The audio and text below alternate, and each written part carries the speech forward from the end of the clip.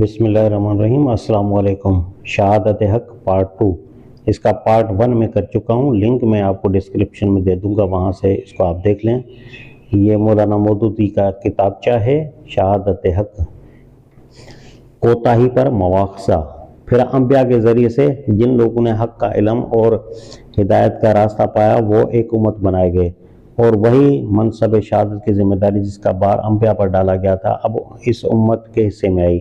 انبیاء کے قائم مقام ہونے کی حیثیت سے اس کا یہ مقام قرار پایا کہ اگر یہ امت شہادت کا حق ادا کر دے اور لوگ درست نہ ہوں تو یہ اجر پائے گی اور لوگ پکڑے جائیں گے، اور یہ حق کی شہادت دینے میں کوتاہی کرے یا حق کے بجائے الٹی باطل کی شہادت دینے لگے تو لوگوں سے پہلے یہ پکڑی جائے گی۔ اس سے خود اس کے اعمال کی باز پرس بھی ہوگی اور ان لوگوں کے اعمال کی بھی جو اس کے صحیح شہادت نہ دینے یا غلط شہادت دینے کی وجہ سے گمراہ اور مفسد اور غلط کار رہے۔ طریقہ شہادت۔ حضرات، یہ ہے شہادت حق کی وہ نازک ذمہ داری جو مجھ پر، آپ پر اور ان سب لوگوں پر عائد ہوتی ہے جو اپنے کو امت مسلمہ کہتے ہیں اور جن کے پاس خدا کی کتاب اور اس کے انبیاء کی ہدایت پہنچ چکی ہے۔ اب دیکھیے کہ اس شہادت کے ادا کرنے کا طریقہ کیا ہے۔ شہادتیں دو طرح کی ہوتی ہیں، ایک قولی شہادت اور دوسری عملی شہادت۔ نمبر 1، قولی شہادت۔ قولی شہادت کی صورت یہ ہے کہ ہم زبان اور قلم سے دنیا پر اس حق کو واضح کریں جو انبیاء کے ذریعے ہمیں پہنچائے۔ سمجھانے اور دلنشین کرنے کے جتنے طریقے ممکن ہیں ان سب سے کام لے کر تبلیغ و دعوت اور نشر و اشاعت کی جتنے ذرائع ممکن ہیں ان سب کو استعمال کر کے علم و فنون نے جس قدر مواد فراہم کیا ہے وہ سب اپنے ہاتھ میں لے کر ہم دنیا کو اس دین کی تعلیم سے روشناس کریں جو خدا نے انسان کے لیے مقرر کیا ہے۔ فکر و اعتقاد میں، اخلاق و سیرت میں، تمدن و معاشرت میں، کسب معاش اور لین دین میں، قانون اور نظم عدالت میں، سیاست اور تدبیر مملکت میں اور بین الانسانی معاملات کے تمام دوسرے پہلوؤں میں تو دین نے انسان کی رہنمائی کے لیے جو کچھ پیش کیا ہے اسے ہم خوب کھول کر بیان کریں، دلائل اور شواہد سے اس کا حق ہونا ثابت کر دیں، اور جو کچھ اس کے خلاف ہے اس پر معقول تنقید کر کے بتائیں کہ اس میں کیا خرابی ہے۔ اس قولی شہادت کا حق ادا نہیں ہو سکتا جب تک کہ امت مجموعی طور پر ہدایت خلق کے لیے اسی طرح فکر مند نہ ہو جس طرح انبیاء علیہ السلام انفرادی طور پر اس کے لیے فکر مند رہا کرتے تھے۔ یہ حق ادا کرنے کے لیے ضروری ہے کہ یہ کام ہماری تمام اجتماعی کوششوں اور قومی سعی و جدت کا مرکز نقطہ ہو۔ ہم اپنے دل و دماغ کی ساری قوتیں اور اپنے سارے وسائل و ذرائع اس پر لگا دیں۔ ہمارے تمام کاموں میں یہ مقصد لازماً ملحوظ رہے اور اپنے درمیان سے کسی ایسی آواز کے اٹھنے کو تو کسی حال میں ہم برداشت ہی نہ کریں جو حق کے خلاف شہادت دینے والی ہو۔ نمبر 2، عملی شہادت۔ رہی عملی شہادت تو اس کا مطلب یہ ہے کہ اپنی زندگی میں ان اصولوں کو عملاً مظاہرہ کریں جنہیں ہم حق کہتے ہیں۔ دنیا صرف ہماری زبان ہی سے اس کی صداقت کا ذکر نہ سنیں بلکہ خود اپنی آنکھوں سے خود ہماری زندگی میں ان کی خوبیوں اور برکتوں کا مشاہدہ کر لے۔ وہ ہمارے برتاؤ میں اس شیرینی کا ذائقہ چکھ لے جو ایمان کی حلاوت سے انسان کے اخلاق و معاملات میں پیدا ہوتی ہے۔ وہ خود دیکھ لے کہ اس دین کی رہنمائی میں کیسے اچھے انسان بنتے ہیں، کیسی عادل سوسائٹی تیار ہوتی ہے، کیسی صالح معاشرت وجود میں آتی ہے، کس قدر ستھرا اور پاکیزہ تمدن پیدا ہوتا ہے، کیسے صحیح خطوط پر علم و آداب اور فنون کا نشو و نما ہوتا ہے، کیسا منصفانہ، ہمدردانہ اور بے نزاع معاشی تعاون رونما ہوتا ہے، انفرادی و اجتماعی زندگی کا ہر پہلو کس طرح سدھر جاتا ہے، سنور جاتا ہے اور بھلائیوں سے مالا مال ہو جاتا ہے۔ اس شہادت کا حق صرف اسی طرح ادا ہو سکتا ہے کہ ہم فرداً بھی اور قومی حیثیت سے بھی اپنے دین کی حقانیت پر مجسم شہادت بن جائیں۔ ہمارے افراد کا کردار اس کی صداقت کا ثبوت ہے، ہمارے گھر اس کی خوشبو سے مہکیں، ہماری دکانیں اور ہمارے کارخانے اس کی روشنی سے جگمگائیں، ہمارے ادارے اور ہمارے مدرسے اس کے نور سے منور ہوں، ہمارا لٹریچر اور ہماری صحافت اس کی خوبیوں کی سند پیش کرے، ہماری قومی پالیسی اور اجتماعی سعی و جہد اس کے برحق ہونے کی روشن دلیل ہو۔ غرض ہم سے جہاں اور جس حیثیت میں بھی کسی شخص یا قوم کو سابقہ پیش آئے وہ ہمارے شخصی اور قومی کردار میں اس بات کا ثبوت پالے کہ جن اصولوں کو ہم حق کہتے ہیں وہ واقع حق ہیں اور ان سے فی الواقع انسانی زندگی اصلح اور اعلیٰ و ارفع ہو جاتی ہے۔ تکمیل شہادت۔ پھر یہ بھی عرض کر دوں کہ اس شہادت کی تکمیل اگر ہو سکتی ہے تو صرف اس وقت جب کہ ایک اسٹیٹ انہی اصولوں پر قائم ہو جائے اور وہ پورے دین کو عمل میں لا کر اپنے عدل و انصاف سے، اپنے اصلاحی پروگرام سے، اپنے حسن انتظام سے، اپنے امن سے، اپنے باشندوں کی فلاح و بہبود سے، اپنے حکمرانوں کی نیک سیرت سے، اپنی صالح داخلی سیاست سے، اپنی راست بازانہ خارجی پالیسی سے، اپنی شریفانہ زندگی سے اور اپنی وفادارانہ صلح سے सारी दुनिया के सामने इस बात की शहादत दे कि जिस दीन ने इस स्टेट को जन्म दिया है वो दरहकीकत इंसानी फलाह का ज़ामिन है और उसी की पैरवी में नौ इंसानी की भलाई है। ये शहादत जब पूरी शहादत के साथ मिल जाए तब वो जिम्मेदारी पूरी तरह अदा हो जाती है जो उम्मत मुसलमान पर डाली गई है। तब नूर इंसानी पर बिल्कुल इत्माम हुज्जत हो जाता है। तभी हमारी उम्मत इस काबिल हो सकती है कि आखिरत की अदालत में नबी सल्लल्लाहु अलैहि वसल्लम के बाद खड़ी होकर शहादत दे सके कि जो कुछ हुजूर सल्लल्लाहु अलैहि वसल्लम ने हमें पहुंचाया था वो हमने लोगों तक पहुंचा दिया और उस पर भी जो लोग राह रास्त पर ना आए वो अपनी कजरवी के खुद जिम्मेदार हैं। हजरात, ये है वो शहादत जो मुसलमान होने की हैसियत से है हमें कौल व अमल में देनी चाहिए थी। मगर अब देखें कि आज हम फिलवा के शहादत दे क्या रहे हैं। हमारी कौली शहादत का जायज़ा।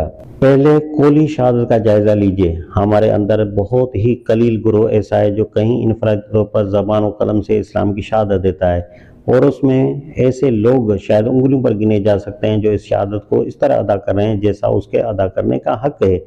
इस शर्ज़ में कलील छोटी जमात को अगर आप अलग कर लें तो आप देखेंगे मुसलमानों की आम शहादत इस्लाम के हक में नहीं बल्कि उसके खिलाफ जा रही है। हमारे ज़मींदार शहादत दे रहे हैं कि इस्लाम का कानून विरासत गलत है और जाहिलियत के रवाज सही हैं। हमारे वकील, जज और मजिस्ट्रेट शहादत दे रहे हैं कि इस्लाम के सारे ही कवानीन गलत हैं बल्कि इस्लामी कानून का बुनियादी नज़रिया ही काबिल कबूल नहीं है। सही सिर्फ वो कवानीन हैं जो इंसानों ने वज़ा किए हैं और अंग्रेज़ों की मार्फत हमें पहुँचे हैं। हमारे मौलम, प्रोफेसर और तैलीमी इदारे शहादत दे रहे हैं कि फ़लसफ़ा, हिकमत, तारीख़ व इज्तिमाइयत, मुआशरात व सियासत और कानून व अखलाक के मुतालिक वही नज़रियात बरहक हैं जो मगरिब की मुलाहदाना तैलीम से माखूज़ हैं। इन उमूर में इस्लाम का नुक्ता नज़र काबिल तफात नहीं है। हमारे अदीब शहादत दे रहे हैं कि उनके पास भी अदब का वही पैगाम है जो अमेरिका, इंग्लिस्तान, फ्रांस और रूस के दोहरी अदीबों के पास है। मुसलमानों होने की हैसियत से उनके अदब की तरह से कोई मुस्तकिल रूह ही नहीं है।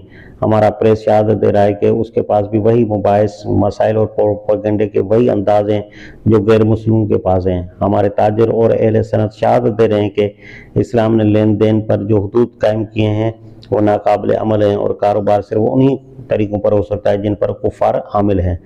हमारे लीडर शहादत दे रहे हैं कि उनके पास भी कौमियत और वतनियत के वही नारे हैं, वही कौमी मकासद हैं, कौमी मसाइल को हल करने के वही ढंग हैं, सियासत और दस्तूर के वही उसूल हैं जो कुफार के पास हैं।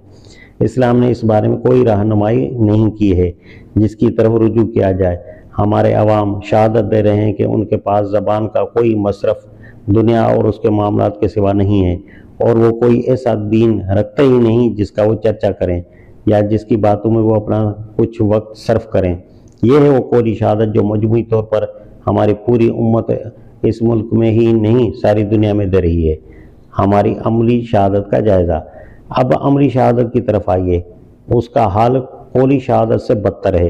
बिलाशुबा कहीं कहीं कुछ साले अफराद हमारे अंदर ऐसे पाए जाते हैं जो अपनी ज़िंदगी में इस्लाम का मुज़ाहरा कर रहे हैं मगर सवाद आज़म का हाल क्या है? इनफरादी तौर पर आम मुसलमान अपने अमल में इस्लाम की जो नुमाइंदगी कर रहे हैं वो ये है कि इस्लाम के ज़ेर असर परवरिश पाने वाले अफराद किस हैसियत से भी कुफर के तैयार किए हुए अफराद से बुलंद या मुख्तलिफ नहीं है बल्कि बहुत सी हैसियतों से उनकी बनस्बत फ़रोख्तर हैं। वो झूठ बोल सकते हैं, वो खयानत कर सकते हैं, वो जुल्म कर सकते हैं, वो धोखा दे सकते हैं, वो कौल व करार से फिर सकते हैं, वो चोरी और डाकाजनी कर सकते हैं, वो दंगा फसाद कर सकते हैं, वो बेगैरती और बेहयाई के सारे काम कर सकते हैं। इन सब बदअखलाकियों में उनका औसत किसी काफिर कौम से कम नहीं है। फिर हमारी मुआशरत, हमारा रहन सहन, हमारा रस्म व रवाज, हमारी तकरीबात, हमारे मेले और उर्स, हमारे जलसे और जुलूस, गर्ज हमारी इज्तिमाई ज़िंदगी का कोई पहलू ऐसा नहीं है जिसमें हम इस्लाम की किसी हद तक भी सही नुमाइंदगी करते हों। ये चीज़ गोया इस बात की जिंदा शहादत के इस्लाम के पैरू खुद ही अपने लिए इस्लाम के बजाय जाहिलियत को ज़्यादा काबिल तरजीह समझते हैं। हम मदरसे बनाते हैं तो इल्म और निज़ाम तैलीम और रूह तैलीम सब कुछ कुफार से लेते हैं। हम अंजुमन कायम करते हैं तो मकसद, निज़ाम और तरीक़ेकार सब कुछ वही रखते हैं जो कुफार की किसी अंजुमन का हो सकता है। हमारी पूरी कौम बहैसियत मजमूई कोई जदोजहद करने उठती है तो उसका मुतालबा, उसकी जदोजहद का तरीका, उसकी जमीयत का दस्तूर व निज़ाम, उसकी तजवीज़ें, तकरीरें व बयानात सब कुछ हूबहू काफिर कौमी की जदोजहद का चरबा होता है। हद यह है कि जहाँ हमारी आज़ाद या नीम आज़ाद हुकूमतें मौजूद है वहाँ भी हमने असास हुकूमत, निज़ाम हुकूमत और मजमूए قوانین کفار سے لے لیا ہے۔ اسلام کا قانون بعض حکومتوں میں صرف پرسنل لا کی حد تک رہ گیا ہے اور بعد نے اسے بھی ترمیم کیے بغیر نہیں چھوڑا۔ حال میں ایک انگریز مصنف لارنس براؤن نے اپنی کتاب دی پراسپیکٹس آف اسلام میں تانا دیا ہے کہ ہم نے جب ہندوستان میں اسلام کی دیوانی اور فوجداری قوانین کو دقیانوسی اور ناقابل عمل سمجھ کر منسوخ کیا تھا اور مسلمانوں کے لیے صرف ان کے پرسنل لا کو رہنے دیا تھا تو مسلمانوں کو یہ سخت ناگوار ہوا تھا، کیونکہ اس طرح ان کی پوزیشن وہی ہوئی جاتی تھی جو کبھی اسلامی حکومت میں ذمہ کی تھی۔ لیکن اب صرف یہی نہیں کہ ہندوستان کے مسلمانوں نے اسے پسند کر لیا ہے، بلکہ خود مسلمان حکومتوں نے بھی اس معاملے میں ہماری تقلید کی ہے۔ ترکی، البانیہ نے تو اس سے تجاوز کر کے قوانین نکاح و طلاق اور وراثت تک میں بھی ہمارے معیارات کے مطابق اصلاحات کر دی ہیں۔ اب یہ بات کھل گئی ہے کہ مسلمانوں کا یہ تصور کہ قانون کا ماخذ ارادہ الہی ہے ایک مقدس افسانے سے زیادہ کچھ نہ تھا۔ یہ وہ عملی شہادت جو تمام دنیا کے مسلمان تقریباً متفق ہو کر اسلام کے خلاف دے رہے ہیں۔ ہم زبان سے خواہ کچھ کہیں مگر ہمارا اجتماعی عمل گواہی دے رہا ہے کہ اس دین کا کوئی طریقہ ہمیں پسند نہیں اور اس کے کسی قانون میں ہم اپنی فلاح و نجات نہیں پاتے۔